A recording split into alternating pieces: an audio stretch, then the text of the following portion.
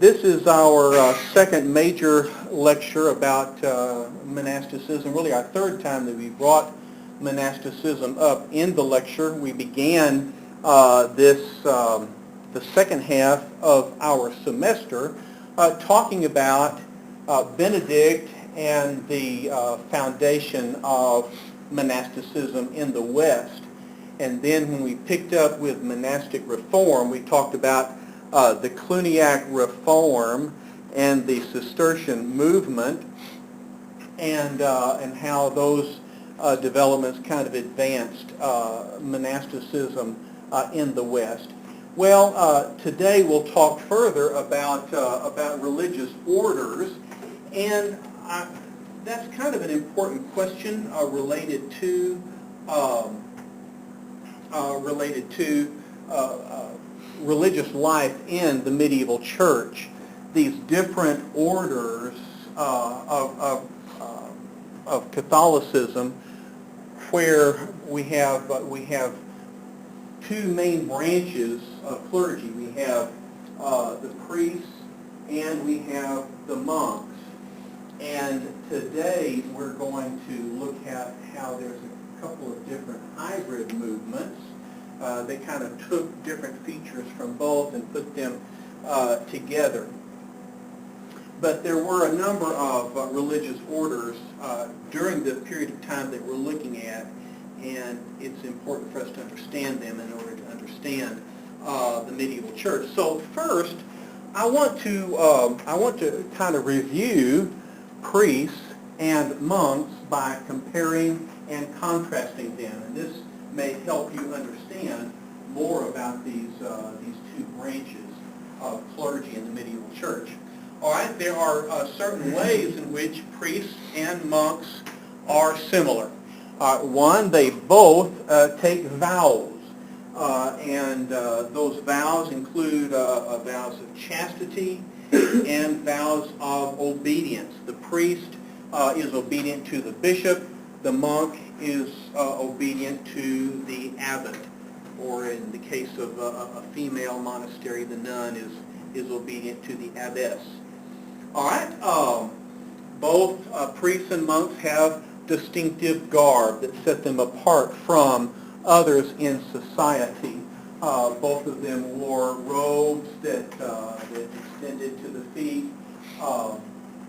Usually the monks would have hooded garments with different colors to communicate the different orders. Franciscans were gray. Dominicans were white with black capes. A priest would have a robe that usually was white, but would have a cape over it. So they had distinctive garb. All right, both monks and priests, at the time that they took their orders, would take on a tonsure. The tonsure was to shave the crown of their heads. Now, I have a natural tonsure. All right, I haven't taken any vows; it just happened. All right, but for the clergy, they would shave the crowns of their head. Why would they do that? We are not sure what is the origin of the tonsure, but it has been suggested that in the time of the Roman Empire, that slave heads would be shaved as a sign of their slavery. And so the clergy did this as a sign of their slavery to God. They were bond slaves of God. So that's what the tonsure was about. Sometimes, of course, we've talked about the abuses of the clergy, and many times a father might set his son aside for the clergy early in his life. We know that John Calvin, for example, was set aside for the clergy at age 12, and so he took on a tonsure at that age. And then in reverse, we know that when Martin Luther renounced his monastic vows, that he grew his tonsure back in as a sign that he no longer was a monk. So that was a way of delineating that you were in the clergy. Well, there were benefits of the clergy. They had the right not to bear arms. In other words, if you know that many churchmen were subject to the lords and the nobles because of the land, but they were not required to take up arms. They would be tried by a church court and not by the civil court. Last week we talked about Alexander III, Thomas Becket, Henry II of England, and this conflict, the controversy over who would try a clergyman. All right, the clergymen were tried by a church court, and they were protected by the peace of God. In other words, if someone would dare to rob or even to kill a clergyman, then that person was subject to excommunication by the church. And so the intent of this was to protect clergymen from robbery and murder or any other form of violence against them. All right, but so all of these are similarities between the priests and the monks. And it helps us to understand them, to know these are kind of things that make the clergy special, unique, separate from society. All right, but now we're going to look at how are priests and monks different from each other. Well, priests are in the world. They operate in parishes that are in the cities and the towns, and they meet with the people, so they are in the world. We call that secular. They are mobile. In other words, they can move about. They're ordained. They are set apart by their vow to the church. So they're ordained by the church. Their main work is the cure of souls or the sacraments. It is the priests who can administer the sacraments. Of course, we know right off the sacraments that we think of first are baptism and communion. Right? By whatever name we call it, the Lord's Supper, they would call it communion or Mass, but priests could administer the sacraments. They also do confirmation, they do penance, they do marriage, they can ordain others, they can then administer the last rites or the final unction. Okay, so those are the 7 sacraments that are administered by the priests. And again, they are obedient to the bishop. All right, let's compare the monks. Monks are cloistered. They're not in the world. They are part of a monastery. So they function within a confined location. They're permanent. They cannot move from monastery to monastery. Once they have been ordained in a monastery, they are to remain there for the rest of their lives. They are lay people. A monk is not ordained. Okay, so a monk is not set apart by the church. They are lay people. In order to establish yourself as a monk, you go to the monastery, you beg for admittance, you are probably undergo some kind of initiation so that you are established permanently in that monastery, but there's no ordination as there is for a priest.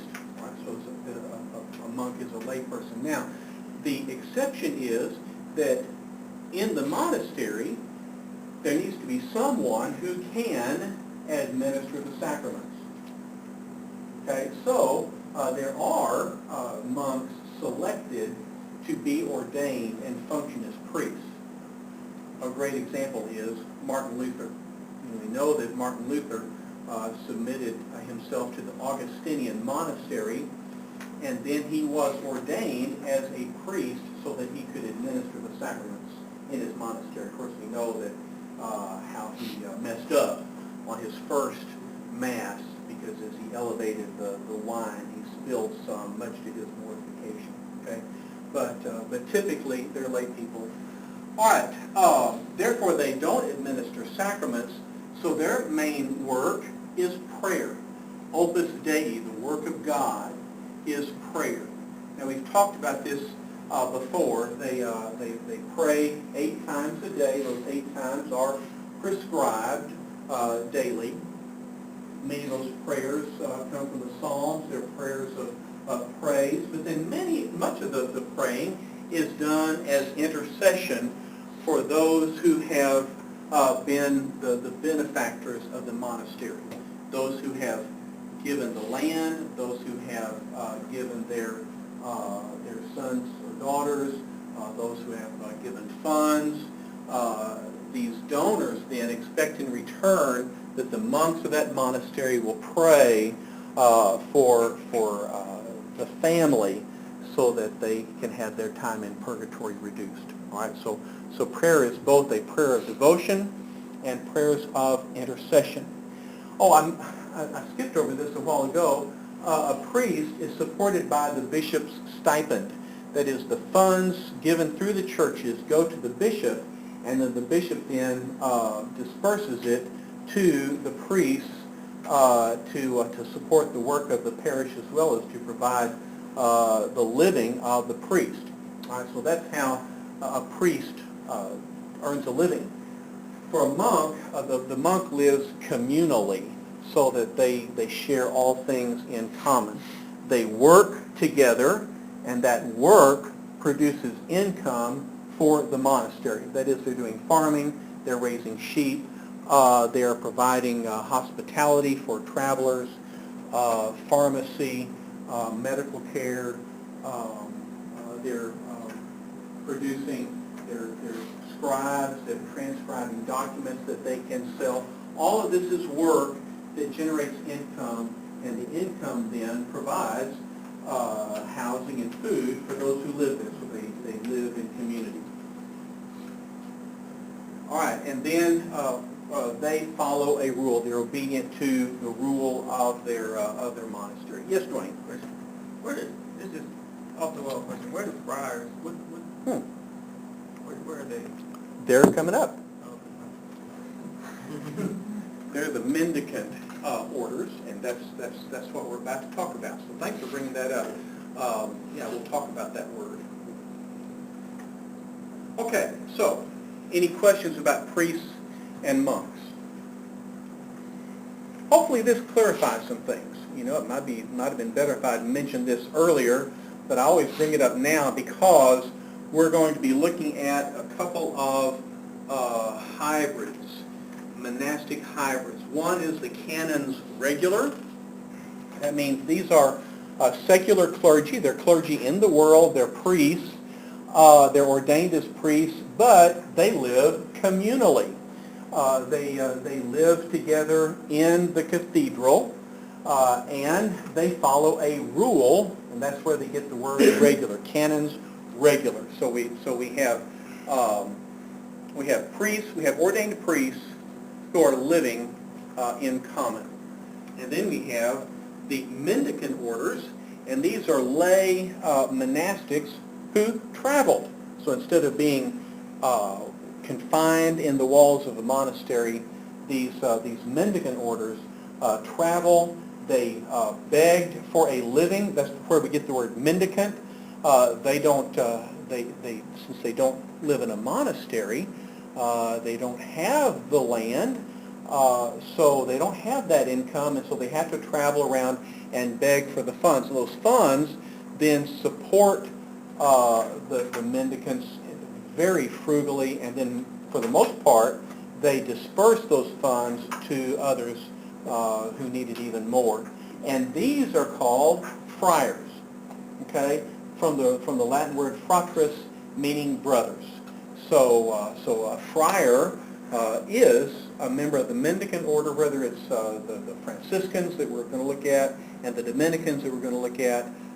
There may be some other mendicant orders, but as a rule, that's who the friars are, and they're kind of this mixture between priests and monks, in that they do travel, they're outside of the monasteries, but they do take on monastic vows.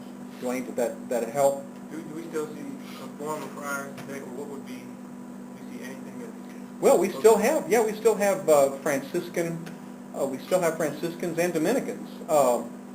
They actually have, they've kind of more settled into the traditional monastic life, but there are Franciscan monasteries in America, as well as in Europe, but I'm thinking of one in Arkansas, which one of its most famous member is John Michael Talbot, whom y'all probably don't know, but when I was coming along, he was one of the early Christian contemporary musicians, but he was a Franciscan monk. And then there are still Dominicans. If you've ever heard of the University of Dallas, it's a Catholic university that is run by Dominicans, and they have their own monastery there, and they're the teachers. And when I was in Fort Worth, we often would gather. There would be professors of early church from all over Texas that would gather at different places, but the Dominican professors at the University of Dallas were very active in that scholarly movement. They still would be considered begging for a living. No, they don't. Obviously, they don't travel about. They really live more like the original monks, and they kind of settled in a monastic community, and then they earn their living through their products. I'm thinking that there is a Franciscan monastery on the North Shore that makes caskets. Yeah. Okay, I think that is a Franciscan Earlier, order. Okay, so as they've adapted to modern society, they've probably taken on more similarities to the original, and that really that may be the best representation of monasticism. Okay? Thanks. Dominican high school in Metairie too. Okay? All right. So there's another example of an education. Of course, we're going to find out why Dominicans are so active in the ministry of education. Talk about that in just a minute. All right, the canons regular. We're going to just kind of move quickly through the canons regular. They developed in the 11th century. They were inspired by the Cluniac monks, and so they took on this communal life among clergy serving at the cathedral, and they aimed at a pattern actually that predated the Benedictine rule. They established houses near the cities, and there were mainly two branches: the Austin canons, who adopted the rule of Augustine, and of course we'll remember that when Augustine established his monastery at Tagaste, he really was not an ascetic monastic life. He desired to be monastic in terms of study. So the Augustinian rule was not quite as rigorous as other monastic movements. And then we have the Premonstratensian canons, named that because they originated at Premontre, France. They were severely ascetic, so observed silence and so on and so forth. So those are the two canons regular. As I say, we're moving through them quickly because I want to spend most of my time talking about the Franciscans and the Dominicans. All right. So we move into the origin of the mendicant orders and talking about Francis of Assisi. And you would expect that someone named Frank would want to study someone named Francis. So Frank Pruden has written his paper on Francis of Assisi.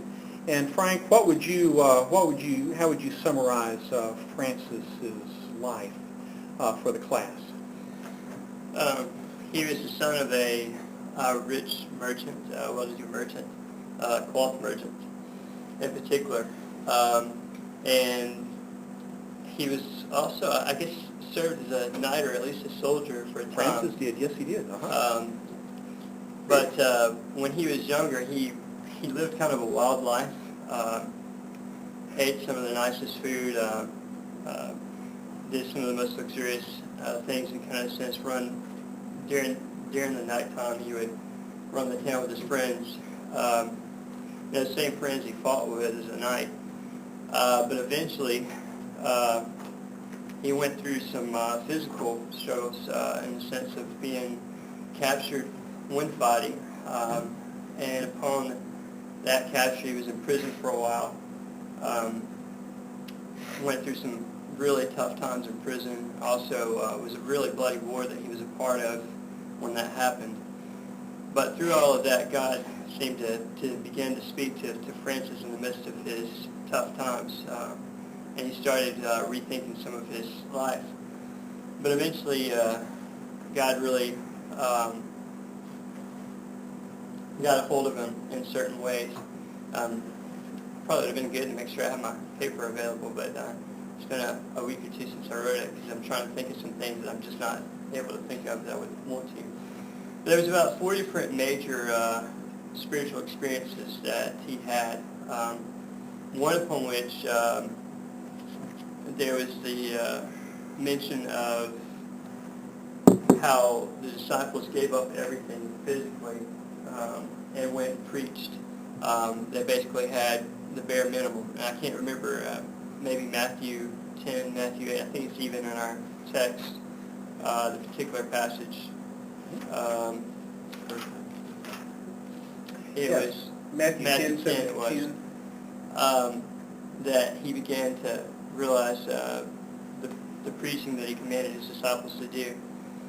One of the major things that happened too with Francis, he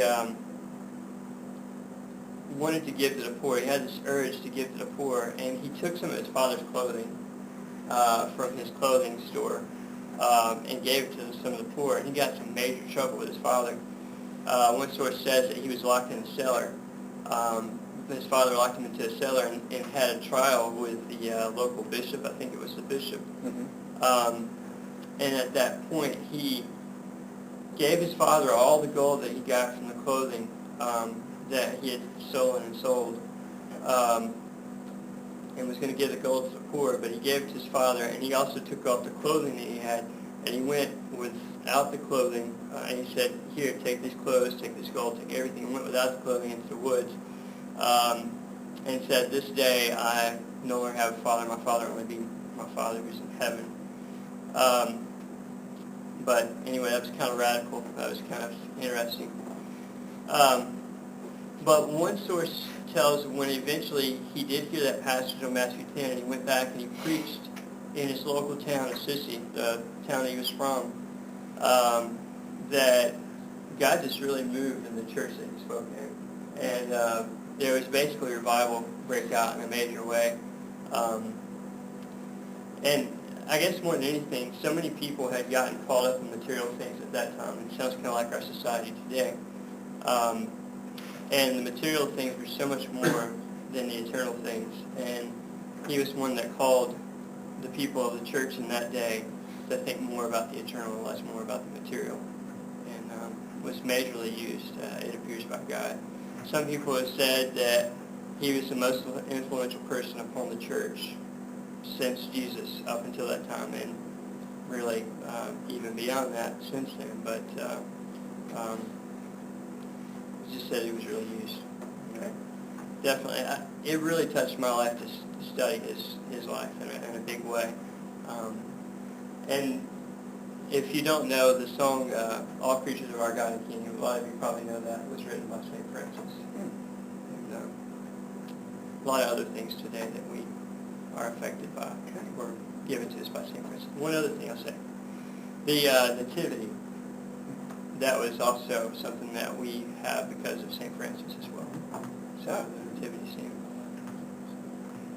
Thank you. Yeah, very good. So how many of y'all knew that about our nativity scene? Francis originated that as a way of providing a visual aid for the people in his town. I know that this is that Francis originated the nativity. I've never quite been able to find the research that suggests that he is the reason why we have the wise men at the nativity. But it's reasonable that when he first put the nativity on display, that he had the shepherds on one side and he had the wise men on the other, and that's why we see the wise men with the baby Jesus, even though a better exegesis is going to suggest that they came later. Anyway, well, thank you, Frank, for that, and that kind of catches us up to his early life. That indeed he renounced his father's wealth, and there in the public square he stripped off his clothes and said I renounce my father's wealth. Took off his clothes, left them there, and he. One story says he walked into the woods naked, another is that the bishop took his robe off and covered Francis with it. But his early ministry was tending lepers and rebuilding churches. And then, as Frank pointed out, this passage in Matthew 10 encouraged him to go about preaching. And the rule of St. Francis is very simple. And the three scriptures that the rule is based on are listed there in your notes. Matthew 19:21, Jesus said, of course this is to the rich young ruler, if you wish to be complete, go and sell your possessions and give to the poor, and you will have treasure in heaven, and come follow me. Luke 9:3, Jesus said to them, the disciples, take nothing for your journey, neither a staff, nor a bag, nor bread, nor money, and do not even have 2 tunics apiece. And then Matthew 16:24, Jesus said to his disciples, if anyone wishes to come after me, he must deny himself and take up his cross and follow me.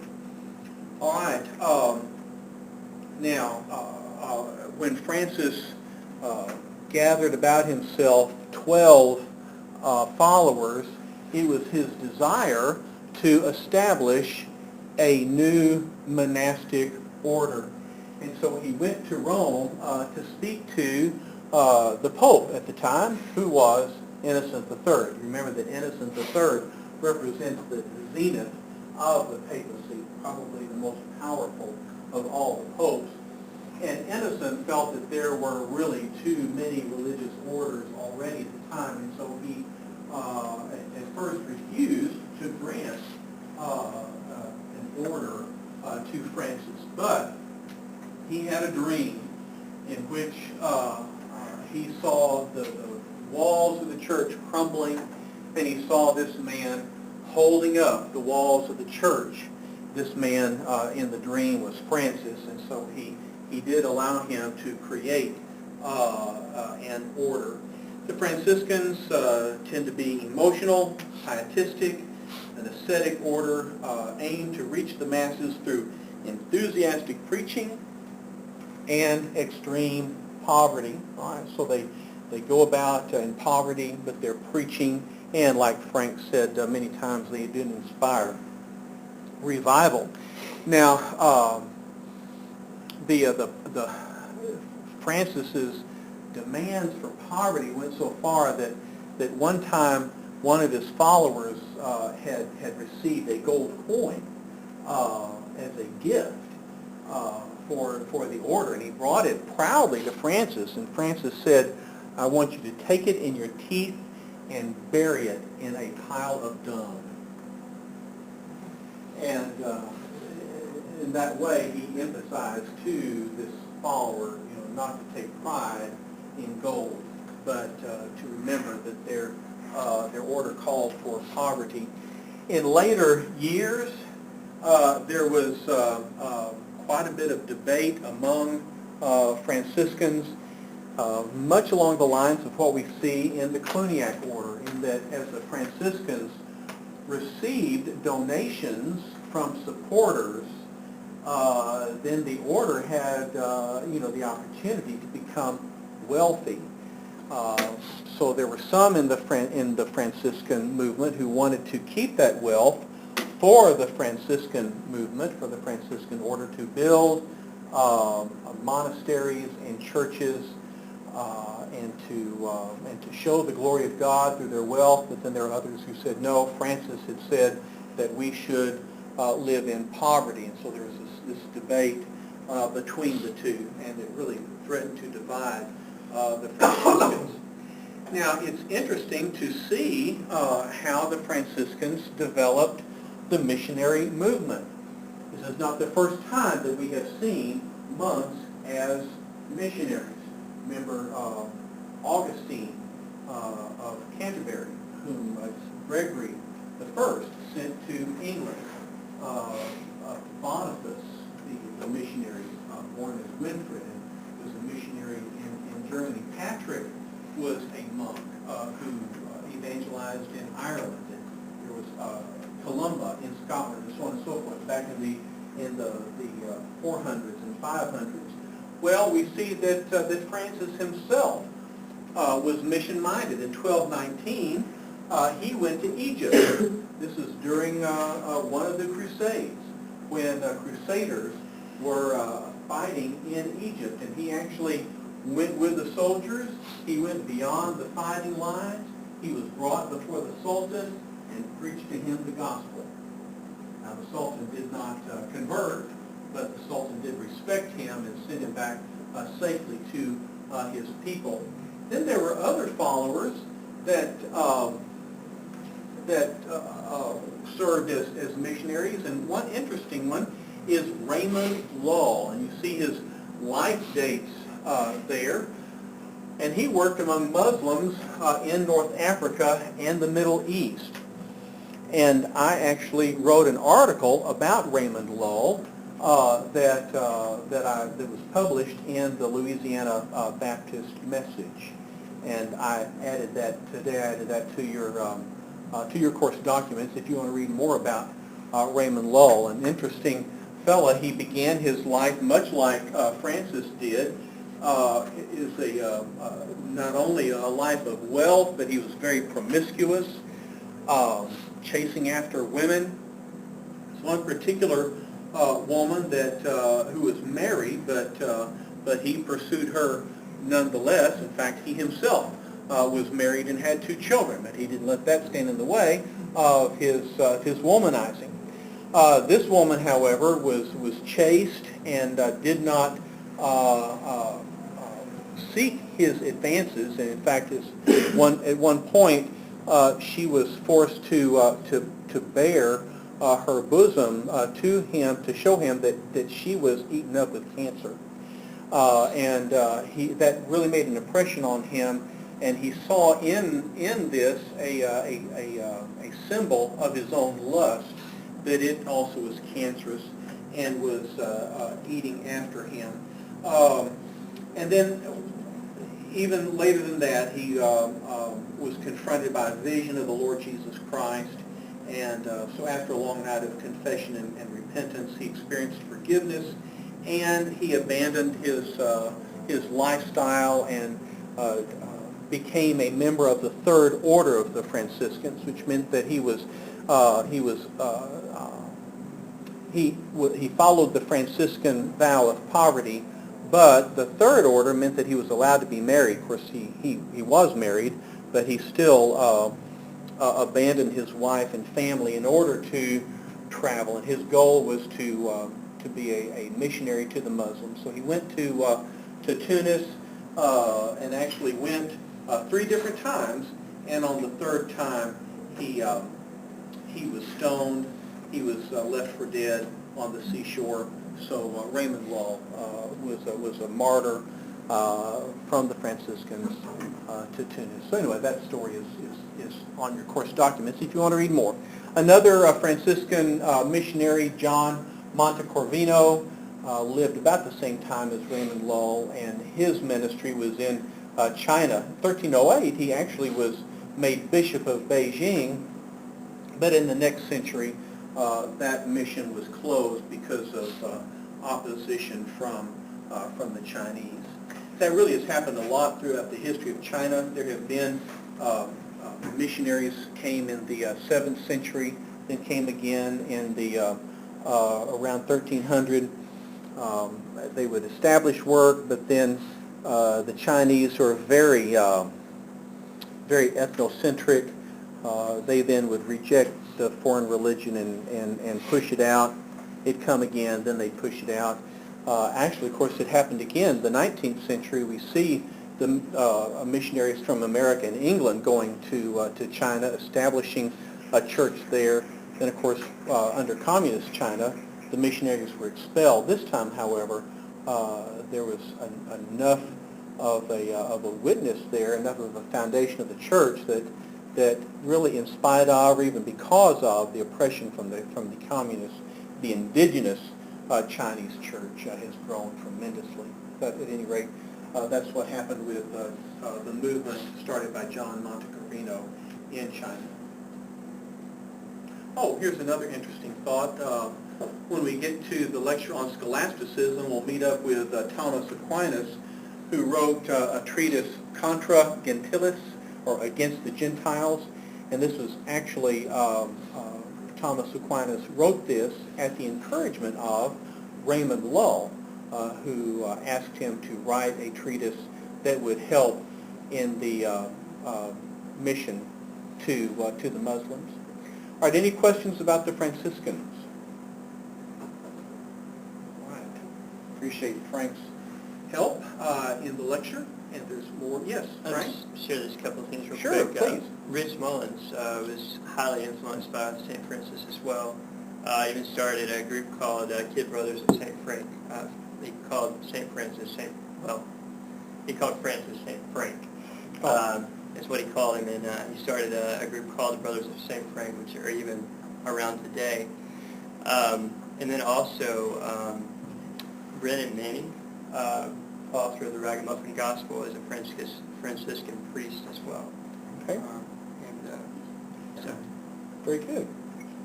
Passed away last week, I think. Brennan Manning, yes, died Didn't realize that. very recently. Yeah.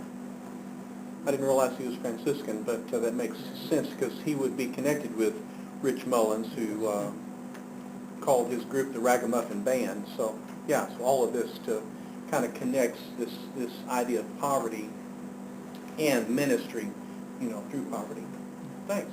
So, all this to say that Francis is still having an influence on Christians today.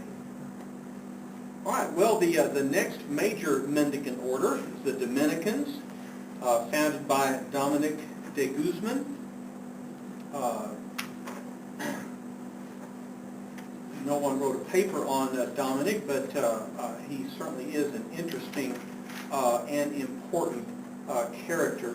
He was born in Castile, Spain, to a pious family. And before his birth, his mother, now of course, really the story comes later, so this may be an apocryphal story, but nonetheless, I think it says something about Dominic. The mother said that while she was pregnant, that she dreamed that within her womb was a dog who ran bearing a torch that set the world on fire. Okay? And so often the symbol of Dominic is this hound carrying a torch. But then when you look at the Latin for the Lord's hound, that's Domini Canis, okay, canine, dogs, Domini of the Lord, dogs of the Lord, Lord's hounds, which is kind of a pun on the name Dominicans. Okay? But at any rate, it seems as if he was destined for this kind of active ministry. He was educated early in life, spent most of his time studying, and his only luxury was books. But even these he finally gave up to sell for charity. And of course, remember that books at the time were written on parchment or the sheepskins, smoothed out and scraped and put together in leaves of the book. So he sold his book, saying that he could not prize dead skins while living skins were starving and in want. So he always was, even though he kind of grew up in a wealthy family, he always was concerned for the poor. And this became very important on a mission to southern France. In southern France, there was a prominent group of heretics known by a couple of names. One is the Cathari, meaning those who were pure, and they're also known as the Albigensians because they settled in Albi in South France. We'll talk more about their heresy in just a minute, but as he went to southern France in an attempt to convert them, they resisted because they accused the Catholic clergymen of living in lives of luxury, whereas they themselves lived in poverty and simplicity. And so Dominic felt that he must show an example of personal deprivation in order to persuade these heretics to reconvert to the Catholic faith. And so he developed this order of preachers that were trained in theology to combat heresy. All right, so the Dominicans actually were founded as a movement to combat heresy. In 1220, Pope Honorius III recognized the order of preachers. Sometimes you may read a book that's written by a Catholic author, and the author will follow his name with O.P. If you see this, you'll know that this is Order of Preachers, and this is a Dominican. And actually, there are a number of books written by Dominicans because they began as students of theology for the purpose of converting heretics. So we're going to see that the Dominicans are going to be very important in the coming development of education and universities, and Franciscans then will follow soon after that. So the mendicant orders relied on begging, at least initially, which helped them to identify with the masses. They were devoted to the practical ministries, preaching, teaching, missions. They were out in society instead of withdrawing to the monasteries. They were subject to the Pope. They developed tertiaries, these orders for lay people in religious ministries who could minister and serve and preach without taking vows of celibacy or poverty. It's been, maybe it was just last week, that we mentioned in passing Catherine of Siena, this woman who played a role in the Avignon papacy in writing letters to popes and kings, trying to bring the papacy back to Italy. Also, after the Great Schism, she was very politically active in writing to these major characters in the political and ecclesiastical life of the time. But she was a Dominican tertiary. Raymond Lull was a Franciscan tertiary. So these mendicant movements enabled others to become involved in their movement without having to take vows of celibacy. And then the Franciscans and Dominicans staffed new universities and led in the scholastic movement that we're going to talk about in just a little bit. All right, they also were involved with the Inquisition. All right, so we need to talk about that. The background of the Inquisition is the union of church and state. So with the church united to the state, the church can call upon the resources of the state to combat any dissension and to enforce conformity to the established church. So in this union of church and state, the citizen of the state was a member of the church, and therefore the church forced everyone to conform for the sake of the church, for the sake of the individual, and for the sake of the state. For the church, doctrinal purity and uniformity must be maintained. Dissenters must be punished and purged. For the sake of the individual, going all the way back to Cyprian, there was an understanding that there was no salvation outside the church. So a heretic who dissented from the church found himself or herself outside the church, and so for the eternal soul of that person, they must be forced to recant, and also they must be prevented from influencing others. So if they would not recant, then their example would strike fear in others who would be hopefully, or the intention was that they would be encouraged not to follow the heresy. And so also for the sake of the state, because from the time of Constantine, we've seen that the secular monarch desired to use religion for the stability and unity of the state. So dissent was viewed as treason. For all these reasons, we see the development of the Inquisition, or ways of enforcing conformity to the state. All right, at this time, probably the largest movement considered to be heretical was the Albigensians, or the Cathari, settling in Albi, southern France. They were also in Germany, known as the Cathari. And they were indeed heretical. Their beliefs were one of adoptionism, the idea that Jesus was human, who was adopted by God while at his baptism, and they were opposed to infant baptism. They're opposed to the worship of Mary. They're opposed to the cult of the saints. They're opposed to the worship of icons. So in that sense, there are many of their doctrines or practices we would agree with.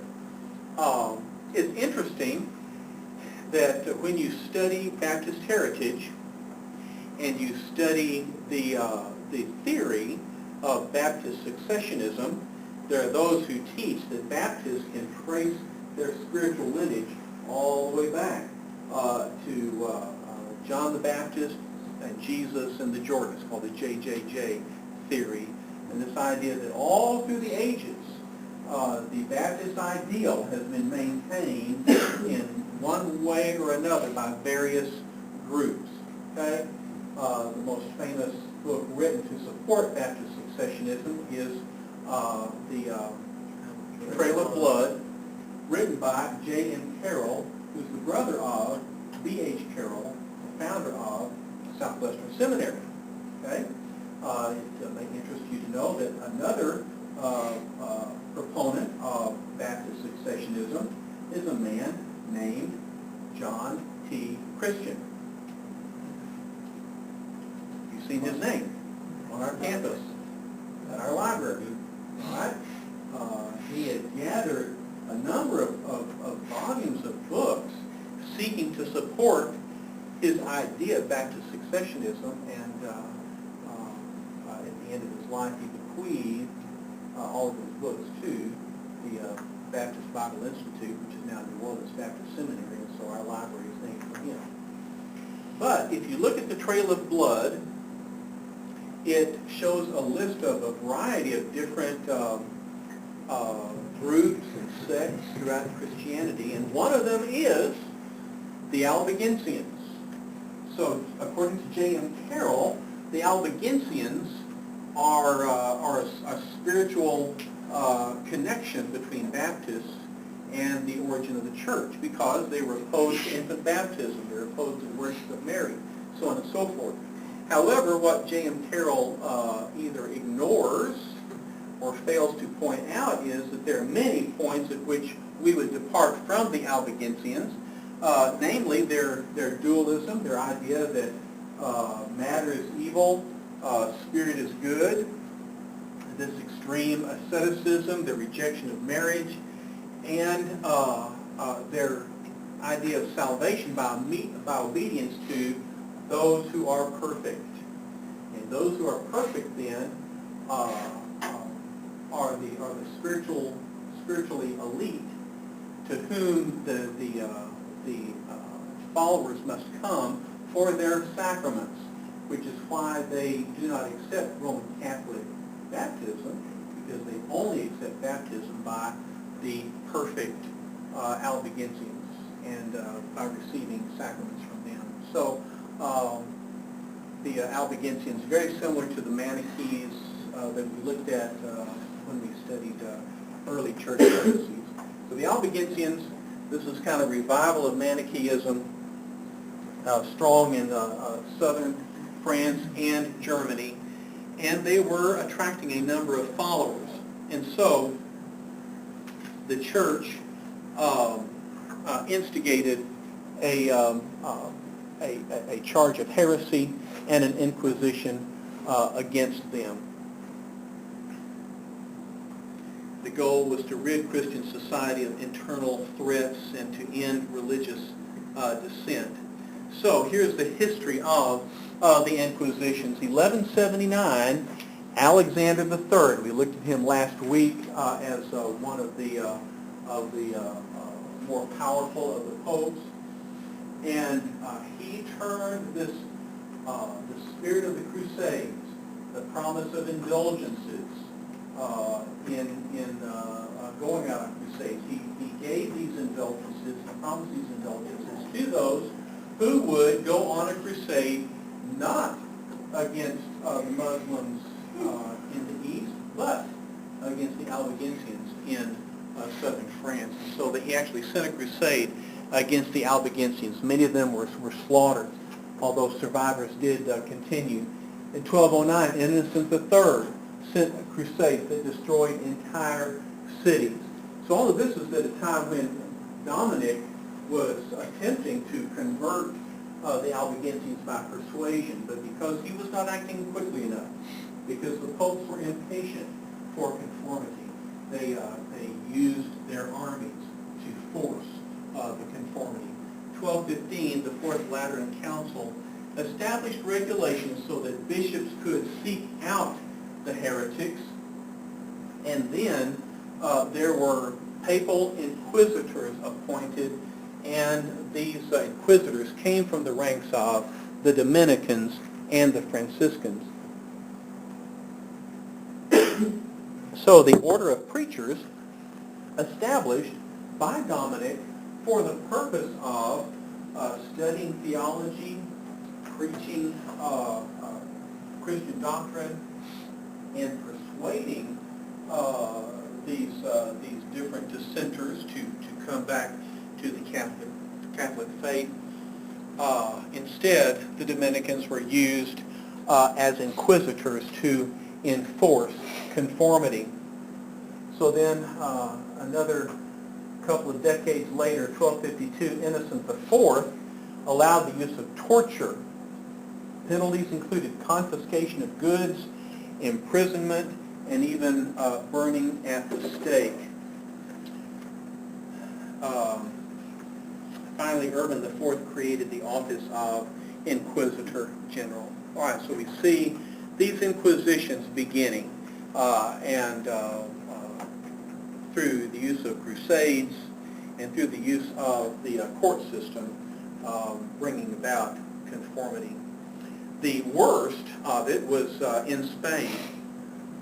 We still talk about the Spanish Inquisition, late 15th century, led by Ferdinand and Isabella.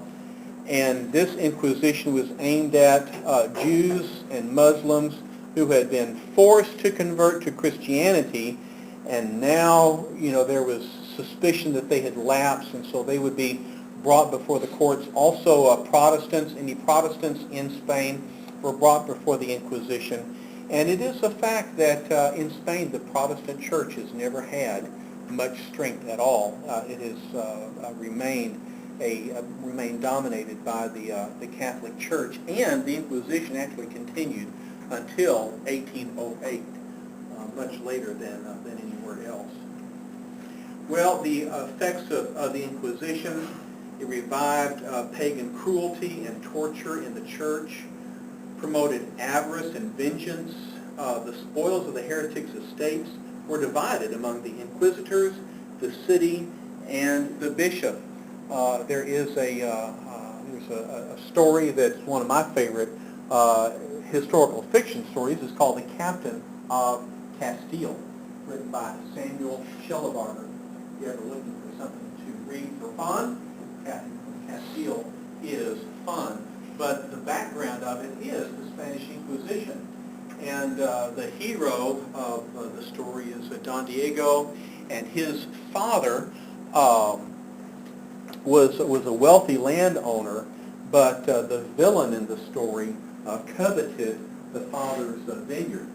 And when the father would not sell it to him, this man, who was the general inquisitor, simply placed an accusation of heresy against the man, and on that accusation alone, he was able to confiscate the property.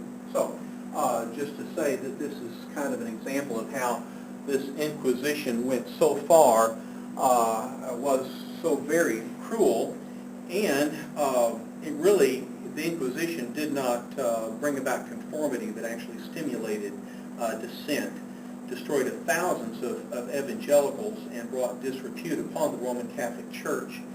And because of the consternation against the abuses, it indirectly led to the desire and demand for reformation in the church.